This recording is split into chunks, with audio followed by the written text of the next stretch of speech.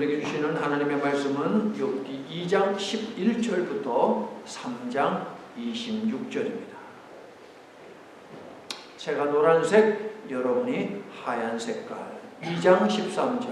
욥의 친구 세 사람이 밤낮 7일 동안 그와 함께 땅에 앉았으나 욥의 고통이 심함을 보므로 그에게 한마디도 말하는 자가 없었더라.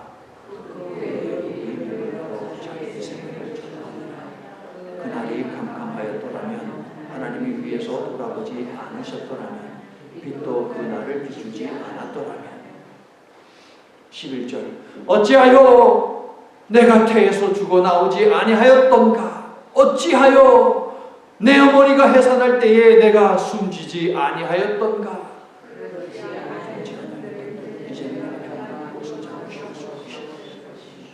20절. 어찌하여 고난 당하는 자에게 빛을 주셨으며 마음이 아픈 자에게 생명을 주셨는고?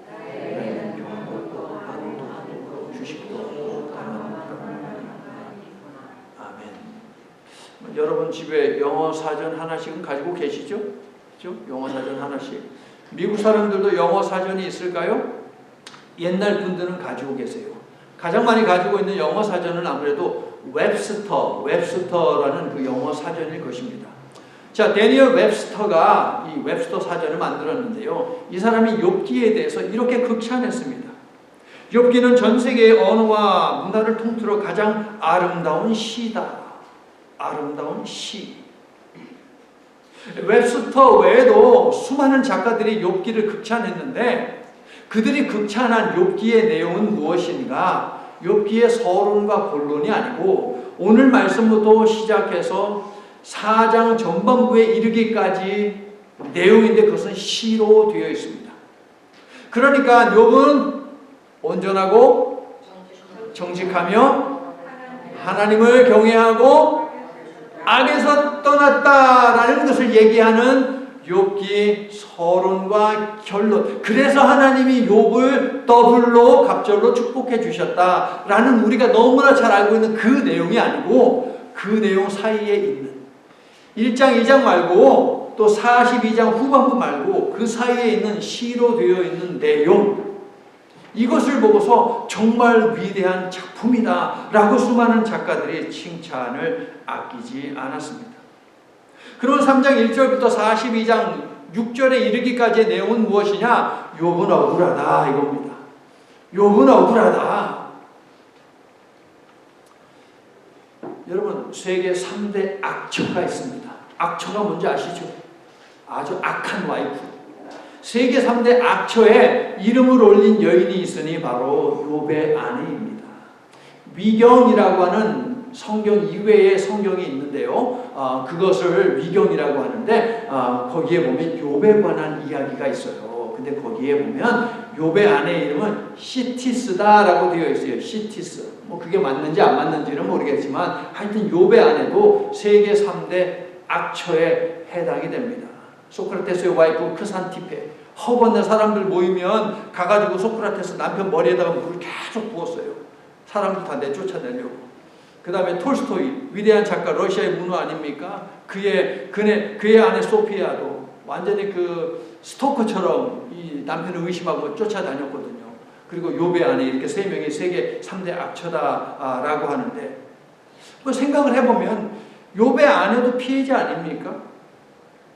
하나님이 욥을 신뢰했고 사랑했고 여기에 대해서 사탄이 문제 제기를 해서 둘 사이에 내기를 했는데, 그러면 자식도 죽고 재산도 다 잃었는데 그러면 욥의 아내도 피해자잖아요. 피해자로서 욥의 아내처럼 얘기할 수 있는 것이 아닌가? 욥의 아내가요, 저 쓰레기 더미에서 쓰레기 태우는 그 잿더미에 앉아가지고서 깨진 질그릇 조각, 항아리 조각 하나 잡아가지고서 몸을 막 그냥 긁고 있는 그 남편을 만나러 갔습니다. 만나러 가니까 위로하러 갔다가 그 모습을 보니까 이 속에서 그냥 억장이 무너지고 확 그냥 올라오지요. 그러니까 남편을 향해서 아주 심한 말을 하고 그 자리를 뜨지 않았습니까? 엄청난 피해를 봤으니까 그 정도 할 수 있지 않겠습니까? 여러분 살다 보면 감정이 격하게 올라올 때가 있습니다. 그런 경험 해보셨죠? 그죠? 살다 보면 감정이 확 그냥 격하게 오를 때가 있어요. 그때 우리가 가장 조심해야 하는 것이 있습니다.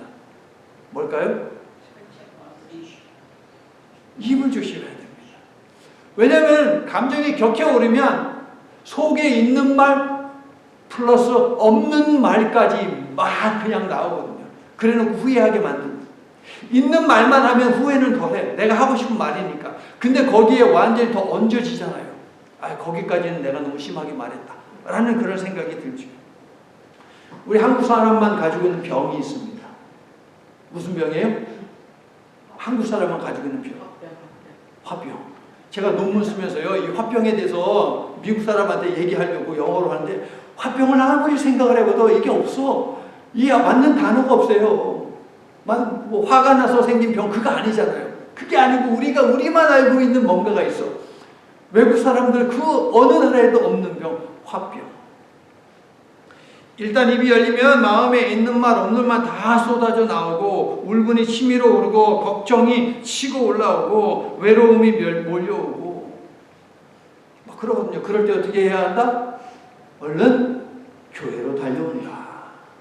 교회로 얼마나 형편이 못 되면 얼른 조용한 곳을 찾는다. 직장이라면 얼른 화장실로 가든가, 조용한 곳을 찾는다. 집에 있다면 어떻게? 얼른 조용한 방을 찾는다. 뭐 여분의 방이 없으면 화장실을 찾는다. 입을 닫아야 된다. 늘 은밀히 보시는 주님께 여러분의 마음을 바로 그곳에서 쏟아 놓으셔서 화병도 속병도 앓지 않고 오히려 평안을 누리고 문제도 해결받는 지혜로운 저와 여러분이 되기를 예수님의 이름으로 축원합니다. 자, 세상 사람 다 버려도 그래도 배우자만큼은 버리지 않아야 되잖아요. 그런 의리는 있어야 되잖아요. 그런데 아내가요, 욥한테 욕 한바탕 쏟아붓고 그 자리를 떴습니다. 욥은 7장 3절을 보면 그 고통의 시간이 수개월입니다. 몇 달 동안 혼자서 육신의 고통과 마음의 아픔과 그리고 또 뭡니까? 외로움. 가장 큰 병 아닙니까? 이것을 갖다가 겪으면서 시간을 보냈습니다. 그렇게 사투를 벌였는데 어느 날 욥의 친구들이 찾아왔습니다. 엘리바스, 빌닷, 소발. 자, 이들의 출신 지역이 각각 나와요. 학자들 사이 여러 얘기가 있어요. 그런데 이렇게 정리하시면 돼요. 에돔에 있는 여러 도시들 가운데 각각 하나씩이라고 생각을 하시면 돼요. 그러면 이 시대에 에돔이 무엇으로 유명했는가? 지혜로 유명했어요. 에돔이 뭘로 유명했어요? 지혜로. 그러니까 엘리바스, 빌닷, 소발 이 사람들 얘기하는 거 들어보면 똑똑하잖아요. 똑소리 나잖아요. 그래도 자기가 살던 도시에서 나름대로 지혜에 관해서는 입을 열면 일장 연설을 할 수 있을 정도의 실력을 갖춘 사람들이었다라고 우리는 생각할 수 있어요. 자, 친구들입니다. 6장 14절을 잠시 보시면 6장 14절. 욥이 이해하는 친구는 무엇인가? 여러분이 생각하는 친구는 무엇입니까? 어떤 사람이 친구입니까? 6장 14절을 보면 욥이 이해하는 생각하는 친구가 무엇인지 나와요. 뭐라고 읽어주세요?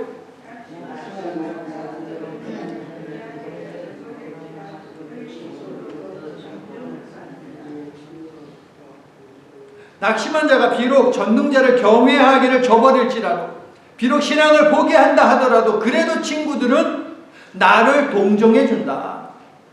그런데 동정에 해당하는 단어가 구약에서 가장 중요한 단어 헤세드입니다. 하나님의 사랑을 이야기할 때 헤세드의 핵심적인 의미가 무엇입니까? 변하지 않는 거예요. 신실한 거예요. 어떤 상황 속에서도 친구라면 변하지 않는다. 신실하다. 이게 욥이 이해하는 친구인데요. 맞습니다. 구약, 특히 지혜문학에서 친구라는 단어는 무엇인가? 이 신실한 사랑, 헤세드로 묶여있는 존재입니다.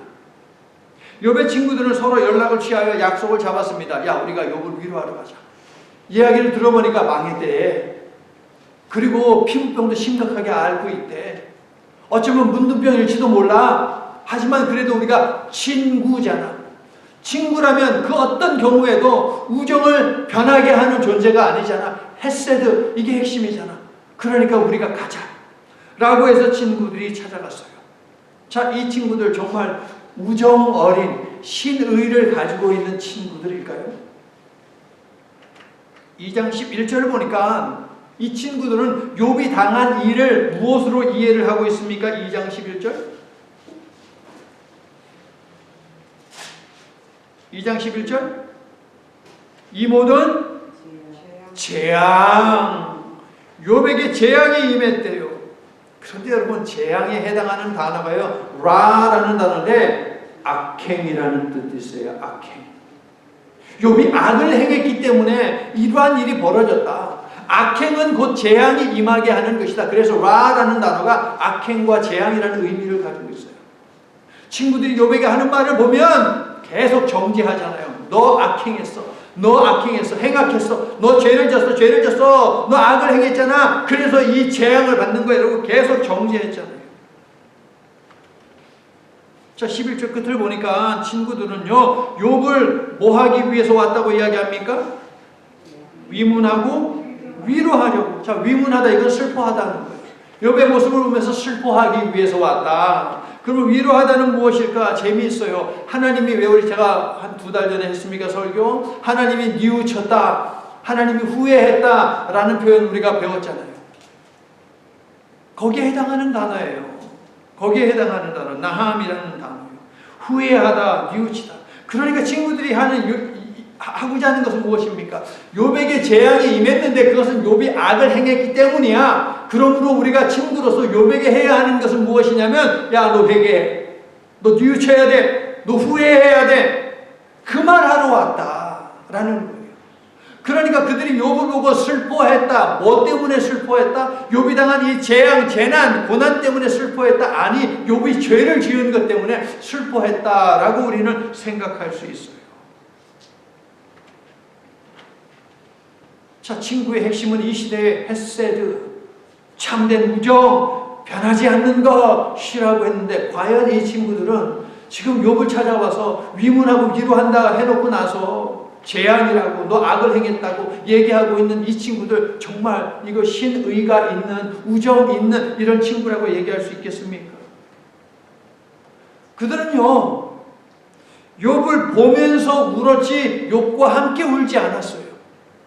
욥과 함께 울어야 되는데 그냥 욥만 보고 울었어요. 그건 아니잖아요. 우리가 함께 더불어 그의 아픔 속에 들어가서 그와 함께 슬퍼해야 되잖아요. 이게 진정한 위로잖아요. 가까이 다가가 마르고 초췌하며 종기가 온몸을 덮은 흉측한 몰골의 욥을 보니 친구들은 비통했습니다. 그래서 옷을 찢었습니다. 거기가 잿더미가 쌓여 있는데요. 그러니까 재를 갖다가 잡아가지고서 팍 하늘로 뿌렸어요. 이게 슬픔의 표현이에요. 슬픔의 표현. 이 시대 사람들이 하던 그 슬픔을 그렇게 표현을 했어요. 그런데 이들이 왜 이렇게 슬퍼했다? 이들이 울었다라는 건 뭡니까? 보니까 소리 질러 울며, 맞습니다. 해당하는 단어는 소리 질러서 우는 거예요. 말없이 우는 게 아니에요. 소리 내면서 꺽꺽하면서 우는 그 울음이에요. 왜 울었다? 욥이 죄를 지었기 때문에. 그렇게 7일 동안 참담한 시간을 보내는 동안 친구들은 욥에게 단 한마디의 말도 하지 않았다 라고 13절 끝부분에서 이야기를 하고 있죠. 자, 여러분, 침묵은 무엇입니까? 침묵은 말하지 않는 거죠. 말을 하지 않지만 침묵 속에는 많은 말이 담겨 있어요. 그렇지 않습니까? 또한 침묵은 말을 초월하는 어떤 힘을 가지고 있습니다. 침묵의 기간이 며칠? 7, 완전 숫자. 그러니까 7일간의 침묵은 극에 달한 슬픔의 표현입니다. 친구들은 욥과 함께 땅바닥에 주저앉아서 슬퍼했다라고 그렇게 이야기하죠. 13절을 보니까. 그러면 이 시대의 땅이라는 것, 공간은 어디입니까? 스올, 죽음의 사람들이 가는 그 공간하고 가장 가까운 장소, 이게 바로 땅바닥입니다. 여기에 앉았어요. 고대에는 사람이 죽으면 7일 동안 장례식을 치르며 죽은 자를 애도했는데 위로의 말 한마디 하지 않는 친구들은 욥을 죽은 사람 취급하며, 그러니까 송장 취급하면서, 아니 송장에게 말해봐야 뭐해? 알아듣지도 못하는가? 그런 생각을 하며 한마디 말도 하지 않고, 위로하러 왔으면 뭐라도 좀 얘기를 해야죠. 말 한마디 하지 않고 그를 산송장 취급하며 7일 동안 애도하기만 했다. 친구들의 침묵은 욥을 생명으로 인도하는 침묵이 아니라 죽음으로 떠미는 침묵이었다. 친구들은요, 고난당하는 친구를 위로하려고 세상의 지혜와 세상에서 구할 수 있는 모든 자원을 가지고 왔지만 그들의 침묵과 지혜 등 그 어떤 것도 욥에게 위로가 되지 못했다. 오히려 욥을 외롭게 했고 괴롭게 했다. 위로하러 왔으나 단 한마디 말도 하지 않은 친구들과 함께한 7일의 밤낮은 욥에게 어떤 시간이었을까요? 한번 상상을 해보세요. 욥에게 어떤 시간이었을까요? 7일간의 장례, 7일간의 슬픔, 성경에 몇 군데 나와요. 그런데 7일 밤낮 동안 그렇게 했다는 것은 여기에만 등장합니다. 욥에게 어떤 시간이었을까? 욥은 재앙을 당한 후 처음으로 속에 담아둔 감정을 말로 표현하는데 자신의 생일에 대한 저주로 가득한 3장. 이것은 사람이 외로움의 절벽 끝에 내몰리면 어떻게 되는가라는 것을 너무나도 잘 보여줍니다. 자, 1절이 밝히듯이 욥은 자신이 태어난 날을 저주하고 죽은 자들의 자리를 갈망하고 있습니다. 이것이 3장의 주된 내용이에요. 자, 여러분 3절을 보세요. 3절. 제가 새 번역으로 읽어드릴게요. 내가 태어난 날이 차라리 사라져 버렸더라면, 남자아이를 배웠다고 좋아하던 그 밤도 망해버렸더라면, 이 세상에 근심된 일이 많고 참 평안을 몰랐구나. 욥이 이 찬송가 불렀을 것 같아요. 2절을 보니까 이 세상에 곤고한 일이 많고 참 쉬는 날 없었구나. 이 찬송가 486장 욥이 알고 있었다면 이 찬송가를 막 부르면서 신세한탄하지 않았을까? 욥이 자신의 생일을 저주한 그 이유는 무엇인가? 죽음을 통해 평안히 쉬기를 원하는데 여전히 살아서 처절하게 계속 고통을 받고 있기 때문이다. 왜 죽기를 원했는가? 쉬고 싶어서. 지그문트 프로이드, 구스타프 칼 융, 참 유명한 정신 분석학자들 아닙니까? 뿐만 아니라 모든 심리학자들도 이야기하기를 사람이 이 속에 좋지 아니한 감정을 가지고 있으면 이게 신체적으로 증상이 나타나고 마음의 스트레스가 겹겹이 쌓인다라고 그렇게 지적을 하죠. 그러면서 그들이 하나같이 처방 내놓는 것은 무엇입니까? 담아두지 말고 쏟아내놓으라라는 거예요. 얘기하라는 거예요. 그런데 얘기할 때 누구한테 얘기하느냐가 중요해요. 누구한테 얘기하느냐가 중요해요. 이 사람한테 얘기했더니 내가 얘기한 그대로가 아니고 거기에다 뭐 플러스 마이너스 해가지고 사람들한테 막 얘기하고 다녀. 그런 사람이라면 얘기하면 안 되죠. 그런 사람은 친구가 아니죠. 얘기하지 않고 그냥 침묵하면서 위에서 기도할 수 있는 친구라면 내 속에 있는 얘기, 내 삶에 이 처지를 갖다가 얘기할 수 있는 것이지요. 묵묵히 들어주고 다른 사람에게 말하지 않고 하나님께 기도해 주는 사람이 있으면 참 좋을 텐데 여러분에게는 그런 친구가 있습니까? 혹은 여러분이 누군가에게 그런 친구이십니까? 저와 여러분에게는 귀하신 친구 예수님이 계심을 기억하고 예수님께 쏟아내 놓으시기를 예수님의 이름으로 축원합니다. 늘은밀히 보시는 주님, 늘은밀히 보시는 주님. 우리가 주님 앞에 나와서 다 쏟아내 놓으면 늘은밀히 보시는 주님. 여러분 4절 보세요. 하나님이 위에서 돌아보지 아니하셨다는 굉장히 중요한 말씀입니다. 욥은 고난 가운데서도 고백하는 거예요. 하나님이 위에서 나를 돌아보고 계신다는 고백이에요. 늘은밀히 보시는 주님, 다 연결이 돼요. 우리 주님께서는, 하나님, 예수님, 성령님께서는 은밀히 조용히 바라보고 계신다. 함께 안타까워하고 함께 슬퍼하면서 그리고 빠져나갈 그 길도 예비해주고 계신다. 믿습니까, 여러분? 그러므로 그분께 가지고 나오라는 것이죠. 욥은 수개월 동안 자신에게 고난을 안겨준 까닭 모를 재난과 질병 속에서 고뇌하며 왜 이런 고난을 주셨는지 답을 찾고자 묻고 또 묻고 묻고 또 물었어요. 그리고서 내뱉은 첫 마디가 내가 태어나지 말았을 것이에요. 심지어 8절 보니까 당시 초자연적 힘을 가진 바다 괴물이라고 믿고 있었던 리와 야단이 자신의 잉태와 출생을 막았길 바라고 있습니다. 11절 어찌하여 내가 태에서 죽어나오지 아니하였던가. 욥은 태어나야만 했다면 차라리 사생아로 태어났어야 했다라고까지 말하고 있어요. 20절 어찌하여 고난당하는 자에게 빛을 주셨으며 마음이 아픈 자에게 생명을 주셨는고. 22절 무덤을 찾아 얻으면 심히 기뻐하고 즐거워하나니. 무슨 이야기입니까?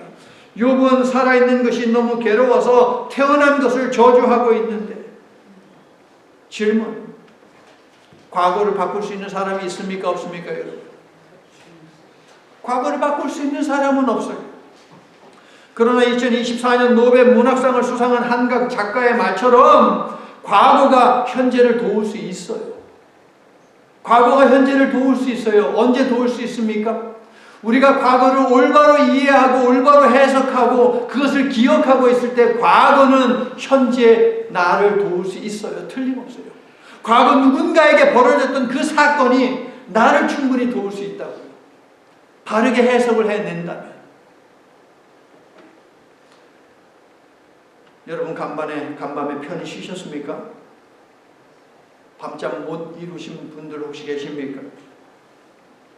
욥의 탄식이 깊게 서려 있는 3장에서 욥이 원하는 것은 무엇인가? 쉼. 26절을 읽어주세요. 나에게는 평온도 없고 안일도 없고 휴식도 없고 다만 불안만이구나. 원하는 건 하나도 없어요. 평온, 안일, 휴식 아무것도 없어요. 그런데 원치 않은 불안만 있다. 그가 원하는 것은 쉼인데 쉼을 방해하는 것만이 나의 삶을 지배하고 있다. 지금 이러고 말하고 있는 거예요. 13절을 보세요. 태어나지 않았거나 태어났을 때 죽었다면 이제는 내가 평안히 누워서 자고 쉬었을 것이니. 태어난 것을 한탄하며 평안히 쉬고 싶다는 마음뿐입니다. 18절 죽은 모든 자들과 함께 평안히 거하고 싶다. 욥이 원하는 것은 바로 이 샤bat, 평안, 우리가 안식일이라고 부르지, 안식, 쉬는 것, 이거 원하고 있어요. 욥이 얼마나 힘들었는지 어렴풋이나마 우리가 느낄 수 있지 않습니까, 여러분? 죽음을, 괴로운 현실을 피할 수 있는 도피처로 생각했기 때문에 태어난 것을 저주한 측면도 분명히 있겠지만 그것보다 더 중요한 이유가 11절부터 19절에서 찾아지는데요. 욥에게 죽음은 무엇인가? 현실 속에 널려있는 불의와 불평등이 없는 상태입니다. 저 하늘에는 눈물이 없네. 거기는 슬픔도 없네. 내가 너무 억울하고 부당하게 당해서 흘리는 눈물, 슬픔 이거 없다. 저 하늘, 저 하나님 나라에서는. 그러니까 그 안식을 추구하고 있는 것이 삶을 죽음보다 못하게 만드는 현실의 부조리를 경험하며 부정부패로 인해 눈물 흘리지도 고통당하지도 않는 그런 세상을 지향했구나. 그런 나라를 무슨 나라라고 우리가 부릅니까? 하나님 나라. 두 글자로 천국이라고 우리가 부르죠. 욥은 예수께서 십자가 복음으로 여신 천국에서의 안식을 사모한 것입니다. 여러분, 주 예수의 구원의 은혜로다. 참 기쁘고 즐겁구나. 그 은혜를 영원히 누리겠네. 곧 평안히 쉬리로다. 이 세상에 근심된 이 찬양의 결론은 무엇이냐? 우리 주 예수님이 곧 쉬게 하신다. 욥이 고난을 토로하며 차라리 죽었으면 지금이라도 죽고 싶다라고 이야기한 그 목적이, 방점이 어디에 찍혀 있느냐? 쉼, 참된 쉼, 주님 안에서 쉬고 싶다. 이 부조리하고 부당한 것들로 넘치는 이 세상을 떠나서 저 영원한 하나님 나라에서 쉬고 싶다. 욥기에도 복음이 있는 거예요. 욥기에도 복음이 있는 거예요. 뚜렷하게 반짝반짝 빛나고 있는 거예요. 욥기는 욥의 고난과 억울함을 통해 하나님이 기대하시는 믿음은 그래도 여전히 믿는 믿음임을 알려주는데, 우리는 욥이 지불한 가혹한 고난 때문에 하나님이 우리에게 기대하시는 저 믿음이 무엇인지를 알 수 있어요. 그 믿음이 무엇이에요? 빨간 것이? 그래도 여전히 믿어다. 삶에 무슨 일이 있든 말든 그래도 여전히 너는 나를 믿어다오. 이게 하나님이 기대하시는 믿음이에요. 욥기는 그걸 알려주는데, 욥이 경험한 이 무지막지한 부당한 고난, 시련, 아픔, 단어로는 표현할 수 없는 그 욥의 그 감정을 만들어낸 수많은 사건, 그가 경험했기 때문에 우리가 저렇게 간단한 이 원리를 갖다가, 하나님의 마음을 갖다가 우리가 배웠다. 그러니 욥이 얼마나 고맙고 또 욥은 얼마나 미안한 사람인 것입니까, 여러분? 그뿐이 아니지요. 욥이 차라리 태어나지 말았을 것을 이야기하면서 참된 안식, 그것은 하나님께만 있다라는 이 사실을 알려주고 있습니다. 그러니까 예수 그리스도께서 십자가 복음으로 여신 그 영원한 안식을 우리도 추구하게 만드니 욥은 참으로 고마운 사람이고 욥은 참으로 미안한 사람이다. 욥은 참된 안식을 위한 과정인 부활로 향해 가면서 십자가를 통과하고 있는 중이구나. 이게 바로 3장부터 42장에 이르기까지 욥이 지금 통과하고 있는 십자가의 길이에요. 영원한 안식을 향해서. 성도 여러분, 순항하는 인생뿐만 아니라 역경과 고난도 하나님이 우리에게 허락하신 소중한 삶의 일부로 볼 수 있어야만 합니다. 태어나지 말았으면 좋았을, 죽었으면 좋았을 가치 없는 인생은 세상에 없습니다. 여러분 믿습니까? 우리는 모두 처음부터 지금까지 하나님이 붙들고 계신 하나님의 자녀라고요. 아멘이세요? 역대기 무슨 이야기 한다고요? 우리는 여전히 하나님의 언약 백성입니다. 당신은 여전히 하나님의 언약 백성입니다. 이게 역대기잖아요. 이 사실을 이미 우리는 심령에 새겼어요. 하나님은 우리가 만난 순풍과 역풍을 모두 사용해 일하신다는 사실을 여러분 기억하십시오. 우리는 순풍만 바라지만, 그래서 앞으로 나아가기를 원하지만, 하나님은 때때로 역풍도 주셔서 우리로 하여금 올바로 나아가게도 하신다는 거예요. 그러니 상황이 아무리 힘들고 절망적이어도 헤세드, 신실하신 변함없는 하나님을 붙드는 우리 모두가 되기를 예수님의 이름으로 축원합니다. 욥이 무자비한 재앙 속에서 만난 하나님은 참으로 낯선 분이었어요. 신앙생활하면서 저마다 하나님 이해를 가지고 있습니다. 임순환 집사님도, 한성경 집사님도, 저도, 조정호 집사님도, 우리 개개인 모두 나름대로 하나님에 대한 이해를 가지고 있어요. 그런데 뉴스를 보면서 때로는 그 하나님에 대한 이해가 잘 가지 않을 때가 있어요.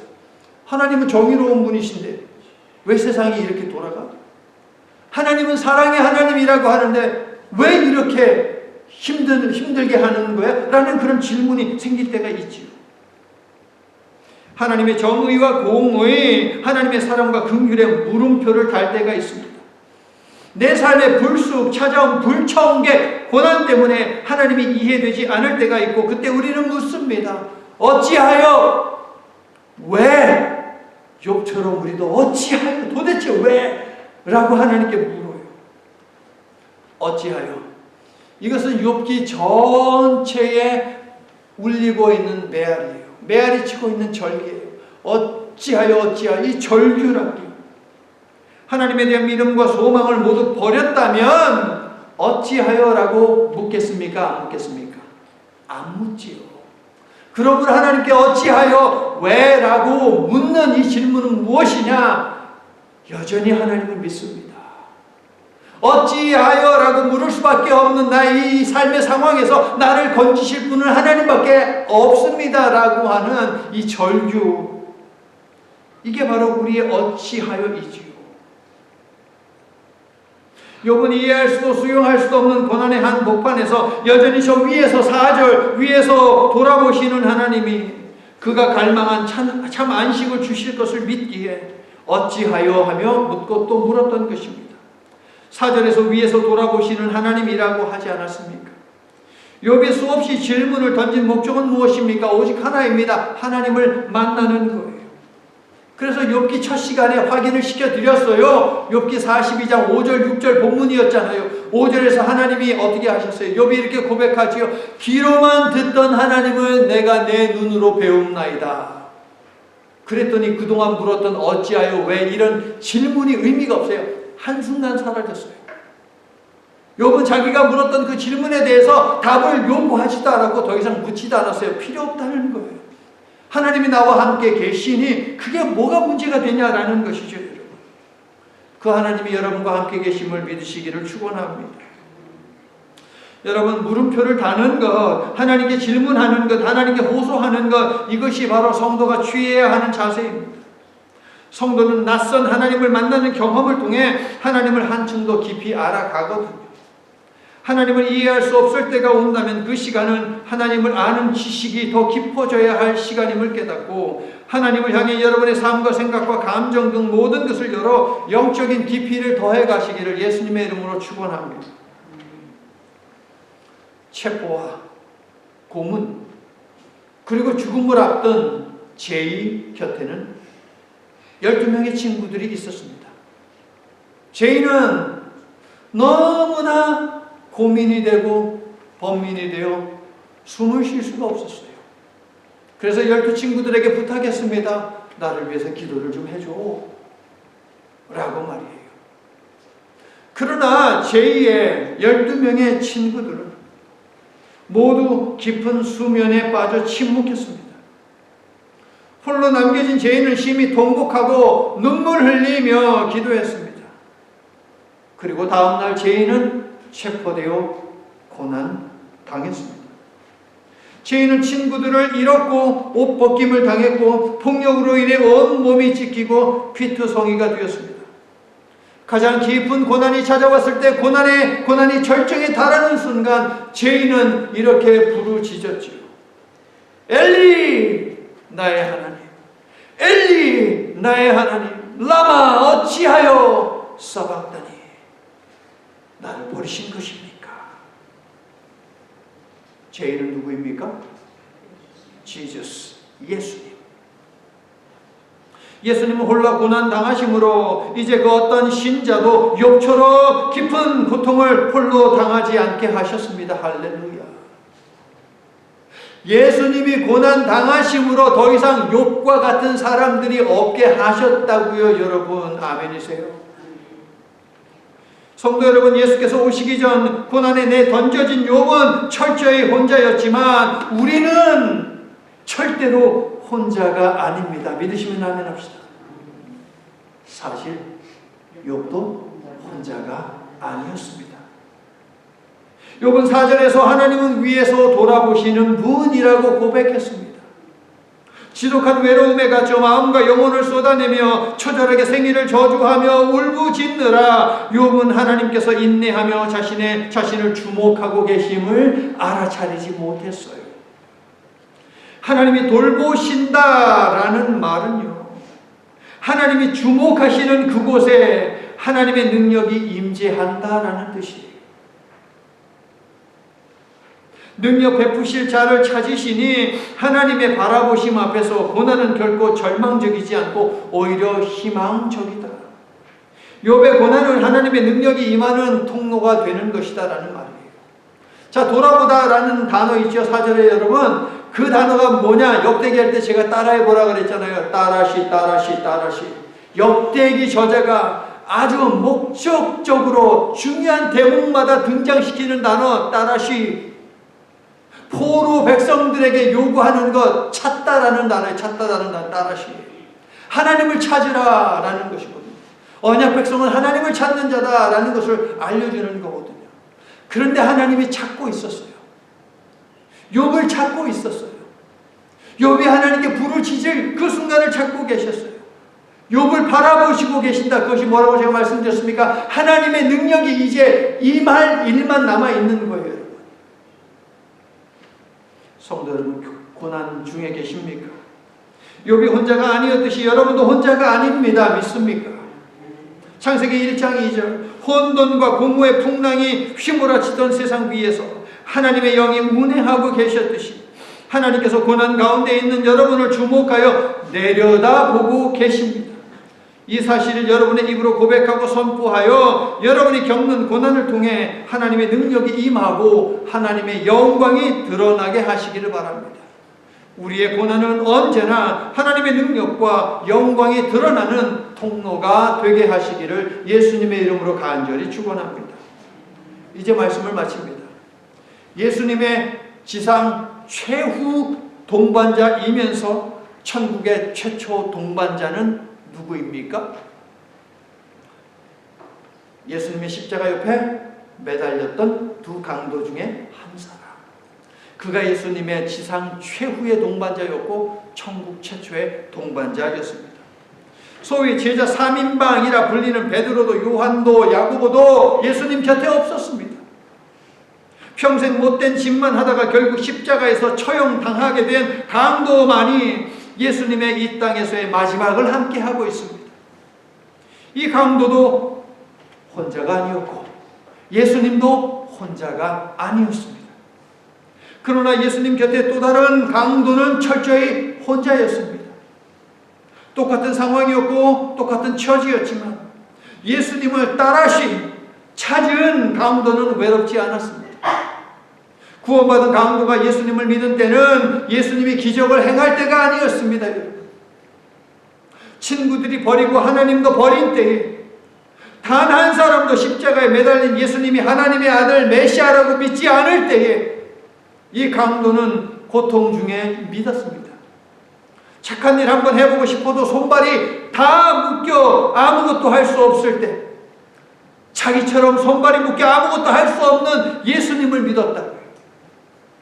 강도는 아무 까닭 없이 예수님을 믿었고 예수님도 그런 강도를 아무 까닭 없이 구원하셨습니다.